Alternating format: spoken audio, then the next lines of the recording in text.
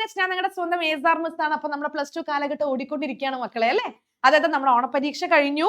അപ്പൊ നിങ്ങൾ വിചാരിക്കുന്ന റിലാക്സ് ആയിട്ട് ഇരിക്കാമെന്ന്. പക്ഷെ എന്ത് ചെയ്യാനാ, നമ്മുടെ മുന്നിൽ സമയമില്ല. അപ്പോഴേക്കും നമ്മുടെ ക്രിസ്മസ് എക്സാം, മോഡല്, പിന്നെ ബോർഡ് എക്സാം ഓടിയെത്തും. അപ്പൊ ഇതിന്റെ ഇടയിൽ നമുക്ക് ചെയ്യാനുള്ളൊരു വലിയ കാര്യമുണ്ട്. അതാണ് നമ്മുടെ പ്രാക്ടിക്കൽസ് അല്ലെ. അതായത് നിങ്ങൾക്ക് ഇപ്പം ലാബിന്റെ പീരിയഡ്സ് ഉണ്ടാവും. ഫിസിക്സും കെമിസ്ട്രിയും ബയോളജിയും മാത്സും മാറി മാറി നിങ്ങൾ ലാബ് ചെയ്തുകൊണ്ടിരിക്കുന്നുണ്ടാവും. അതുപോലെ തന്നെ നമ്മൾ കൂടെ തന്നെ റെക്കോർഡ് കംപ്ലീറ്റ് ആക്കണം. പിന്നെ നമ്മൾ പഠിക്കണം. അപ്പൊ പ്രാക്ടിക്കൽസ് ഉണ്ട് എന്ന് നിങ്ങൾക്ക് ഒരു ഐഡിയ ഉണ്ട്. പക്ഷേ പ്രാക്ടിക്കൽസിൽ എന്തുണ്ടാവും എന്നുള്ള ഒരു ഐഡിയ നിങ്ങൾക്ക് ഉണ്ടാവില്ല അല്ലെ. അതായത് എന്താണ് ഇപ്പൊ ബയോളജിയിൽ നിന്ന് വരാനുള്ളത്, ഫിസിക്സിൽ നിന്ന് വരാനുള്ളത് അല്ലെ, എന്ത് പഠിക്കണം എന്നുള്ള ഒരു ഐഡിയ നിങ്ങൾക്ക് ഉണ്ടാവില്ല. അപ്പൊ ബയോളജിയിൽ ഇപ്പൊ ബോട്ടണി ആയിക്കോട്ടെ, സുവോളജി ആയിക്കോട്ടെ, അപ്പൊ നമ്മുടെ പ്രാക്ടിക്കൽ എക്സാമിന് എന്തൊക്കെയാണ് വരാനുള്ളത്, അല്ലെങ്കിൽ നിങ്ങൾ എന്തൊക്കെ ചെയ്യണം അല്ലെ, ഏതൊക്കെ ഭാഗങ്ങൾ നിങ്ങൾക്ക് പഠിക്കണം, ക്വസ്റ്റ്യൻസ് എങ്ങനെയായിരിക്കും, നിങ്ങൾ ഏതൊക്കെ എക്സ്പെരിമെന്റുകളിലൂടെയാണ് പോവേണ്ടത് എന്നുള്ളൊരു ധാരണ നിങ്ങൾക്ക് ഉണ്ടാക്കി തരാനാണ് മിസ് എന്ന് വന്നിരിക്കുന്നത്.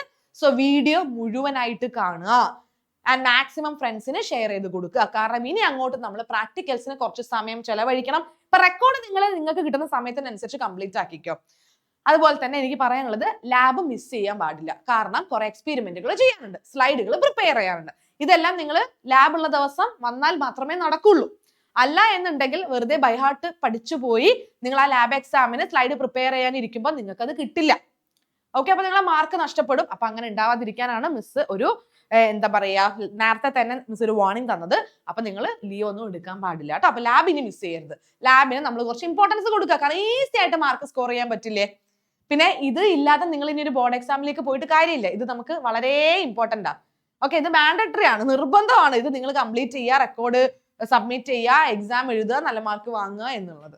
ഓക്കെ, അപ്പം നമ്മുടെ ബയോളജി പ്രാക്ടിക്കൽ സ്കീം, അതായത് നമ്മുടെ ബോട്ടണിയിലും സുവോളജിയിലും പ്രാക്ടിക്കൽസിൽ എന്തൊക്കെയാണുള്ളത്, നിങ്ങൾ എന്താ ചെയ്യാൻ പോകുന്നത്, നിങ്ങൾ എന്ത് വരയ്ക്കണം, എന്ത് പഠിക്കണം, നിങ്ങൾക്ക് എക്സാമിന് എന്തൊക്കെ ചോദ്യങ്ങൾ വരും എന്നുള്ള ഒരു ധാരണ നമുക്ക് എന്ത് ചെയ്യാം, ഉണ്ടാക്കാം അല്ലെ. ഓക്കെ, സോ ബോട്ടണിയിൽ നിങ്ങൾ നോക്കിക്കേ, നിങ്ങൾക്ക് ആദ്യം തന്നെ സ്ലൈഡ് പ്രിപ്പയർ ചെയ്യാൻ വരും. അപ്പൊ സ്ലൈഡ് പ്രിപ്പയർ ചെയ്യുമ്പോൾ dicot stem, monocot stem, dicot root, monocot root, ഇതിലേതെങ്കിലും ഒന്നായിരിക്കും എക്സാമിന് വരുന്നത്. 4 എന്തായാലും നിങ്ങളെ കൊണ്ട് സ്കൂളിൽ ടീച്ചേഴ്സ് ചെയ്യിക്കും. ഓക്കെ, അപ്പൊ എക്സാമിന് ഏതെങ്കിലും ഒന്ന് തരും. അപ്പൊ നിങ്ങൾ സ്ലൈഡ് പ്രിപ്പയർ ചെയ്തതിന് ശേഷമാണ് നിങ്ങൾ അത് എന്താണ് സ്പെസിമെൻ, മോണോക്കോട്ട് സ്റ്റെമ്മോ റൂട്ടോ ഡൈക്കോട്ട് സ്റ്റെമ്മോ റൂട്ടോ എന്നുള്ളത് ഐഡന്റിഫൈ ചെയ്യുക. അപ്പൊ ഐഡന്റിഫൈ ചെയ്ത് റീസൺ എഴുതാനാണ് നിങ്ങൾക്ക് മാർക്ക്. അപ്പൊ സ്ലൈഡ് പ്രിപ്പയർ ചെയ്യുക, അത് ടീച്ചേഴ്സിനെ കാണിച്ചു കൊടുക്കുക, തന്നിരിക്കുന്നത് എന്ത് സ്പെസിമെൻ ആണ് എന്നുള്ളത് ഐഡന്റിഫൈ ചെയ്ത് റീസൺ എഴുതുക.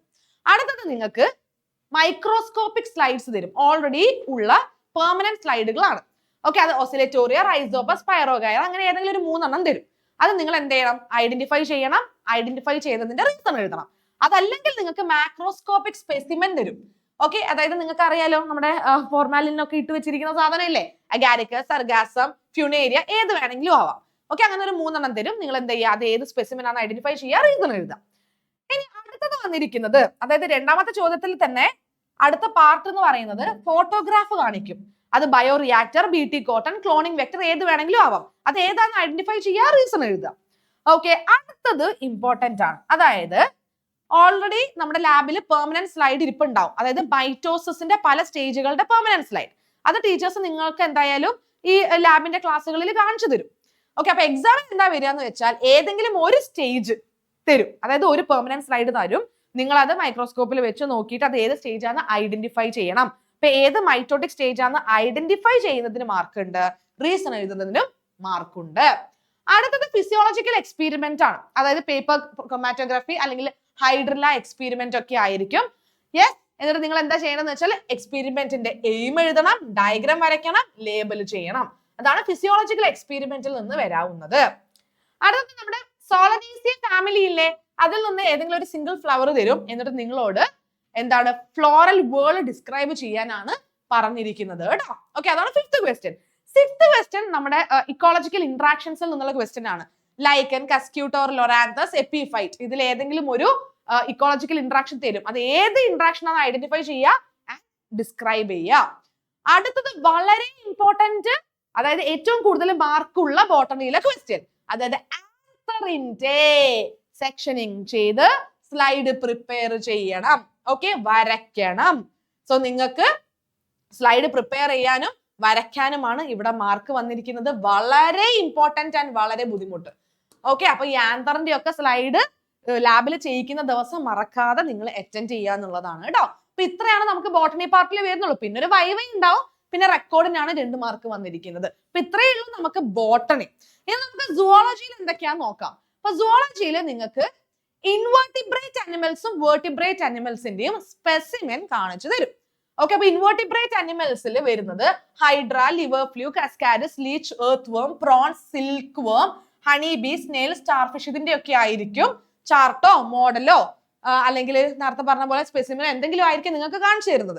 അത് നിങ്ങൾ ഐഡന്റിഫൈ ചെയ്യുക, ഐഡന്റിഫൈങ് ക്യാരക്ടർ എഴുതുക, അല്ലെങ്കിൽ അഡാപ്റ്റേഷൻ എഴുതുക, അല്ലെങ്കിൽ ഇക്കണോമിക് ഇമ്പോർട്ടൻസ് എഴുതുക. എന്തായാലും 2 പോയിന്റ് എഴുതണം. അപ്പൊ ഐഡന്റിഫൈ ചെയ്യുക, ഈ പറയുന്ന പോലെ അതിന്റെ ഫീച്ചേഴ്സ് എഴുതുക. ഓക്കെ, അതുപോലെ തന്നെ വേർട്ടിബ്രേറ്റ് അനിമലിൽ നിന്നും ഇതേ ക്വസ്റ്റ്യൻ വരും. അതായത് ഷാർക്ക്, റോഹു, ഫ്രോഗ്, കലോട്ടസ്, പീജിയൻ, റാബിറ്റ്. ഒന്നില്ലെങ്കിൽ മോഡൽ കാണിക്കും, അല്ലെങ്കിൽ ചാർട്ട് ആയിരിക്കും. ഓക്കെ, ഫോട്ടോഗ്രാഫ് ആയിരിക്കും. അപ്പൊ നിങ്ങൾ അത് ഏത് വേർട്ടിബ്രേറ്റ് അനിമൽ ആണെന്ന് ഐഡന്റിഫൈ ചെയ്യുക. ഐഡന്റിഫൈ ചെയ്യാനുള്ള ക്യാരക്ടേഴ്സ് അത് എഴുതുക, അല്ലെങ്കിൽ എക്കണോമിക് ഇമ്പോർട്ടൻസ്, അതും അല്ലെങ്കിൽ അഡാപ്റ്റേഷൻ. ഇങ്ങനെയാണ് ഇൻവെർട്ടിബ്രേറ്റ് ആൻഡ് വേർട്ടിബ്രേറ്റ് അനിമലിനെ ഐഡന്റിഫൈ ചെയ്തിട്ട് ഐഡന്റിഫൈങ് ക്യാരക്ടർ എഴുതേണ്ട ക്വസ്റ്റ്യൻ വന്നിരിക്കുന്നത്. അടുത്തത് വന്നിരിക്കുന്നത് അതായത് കോക്രോച്ചിന്റെ ഡൈജസ്റ്റീവ് സിസ്റ്റം വരയ്ക്കണം, 4 ഭാഗങ്ങൾ അടയാളപ്പെടുത്തണം. അതല്ലെങ്കിൽ ഫ്രോഗിന്റെ വിസെറ വരയ്ക്കണം, അല്ലെങ്കിൽ വരച്ചിട്ട് 4 ഭാഗം എന്തായാലും അടയാളപ്പെടുത്തണം. ഇതിൽ ഏതെങ്കിലും ഒന്ന് ആണ് അല്ലെങ്കിൽ എന്ന് പറയേണ്ടത് കേട്ടോ. അതായത് ഒന്നില്ലെങ്കിൽ നിങ്ങൾക്ക് കോക്രോച്ചിന്റെ ഡൈജസ്റ്റീവ് സിസ്റ്റം വരയ്ക്കാൻ വരും, 4 ഭാഗങ്ങൾ അടയാളപ്പെടുത്താൻ വരും. അതല്ലെങ്കിൽ ഫ്രോഗിന്റെ വിസറ വരയ്ക്കാൻ വരും, അതിൽ 4 ഭാഗങ്ങൾ 4 പാർട്സ് ലേബൽ ചെയ്യാൻ വരും. അപ്പൊ ഇതിൽ ഏതെങ്കിലും ഒരു ക്വസ്റ്റ്യൻ ഉറപ്പായും വന്നിരിക്കും. അപ്പൊ അത് 2ഉം വരയ്ക്കാൻ പഠിക്കുക. ഓക്കെ, അടുത്തത് നമുക്ക് കുറച്ച് മോഡലുകൾ ഉണ്ടല്ലോ. അതായത് heart, lungs, kidney, brain, I, year, urinary system. അപ്പൊ ഈ മോഡൽസ് അവർ വെച്ചിട്ടുണ്ടാവും. അതിൽ അവർ ഏതെങ്കിലും പാർട്ട് ഇങ്ങനെ അടയാളപ്പെടുത്തി വെച്ചിട്ടുണ്ടാവും.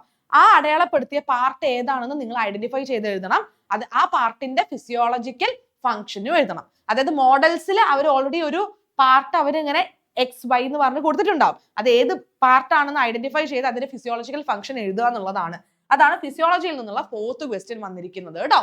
ഇനി 5ാമത്തത് നോക്കിക്കേടാ. അതായത് മസിൽ ടിഷ്യൂ, അതിന്റെ പെർമനന്റ് സ്ലൈഡ് ഓൾറെഡി ലാബിൽ ഉണ്ടാവും. ഓക്കെ, അപ്പൊ നിങ്ങൾക്ക് എന്തായാലും ലാബിന്റെ ക്ലാസ്സിന്റെ സമയത്ത് തന്നെ ഇതിന്റെ 3ന്റെയും സ്ലൈഡുകൾ നിങ്ങൾക്ക് കാണിച്ചു തരും. എങ്ങനെ ഐഡന്റിഫൈ ചെയ്യണം എന്നൊക്കെ ടീച്ചേഴ്സ് പറഞ്ഞു തരും. അപ്പൊ എക്സാമിന് നിങ്ങൾക്ക് ഈ മസിൽ ടിഷ്യൂവിന്റെ സ്ലൈഡ് അവർ വെച്ചിട്ടുണ്ടാവും. അത് ഏത് മസിൽ ടിഷ്യൂ ആണ് എന്നുള്ളത് നിങ്ങൾ എന്ത് ചെയ്യണം, നിങ്ങൾ ഐഡന്റിഫൈ ചെയ്യണം. സ്ട്രൈറ്റഡ് ആണോ, നോൺ സ്ട്രൈറ്റഡ് ആണോ, കാർഡിയാക് ആണോ എന്നുള്ളത് ഐഡന്റിഫൈ ചെയ്യുക, അത് വരയ്ക്കുക, ആൻഡ് എന്ത് ചെയ്യുക, പെക്യുലാരിറ്റി എഴുതുക, പാർട്സ് ലേബൽ ചെയ്യുക. ഇങ്ങനത്തെ ക്വസ്റ്റ്യൻ ആണ് വരുന്നത് കേട്ടോ. ഓക്കെ, അതാണ് ഹിസ്റ്റോളജിയിൽ നിന്ന്. അടുത്തത് ജോയിന്റ്സ് തന്നിട്ടുണ്ടാകും.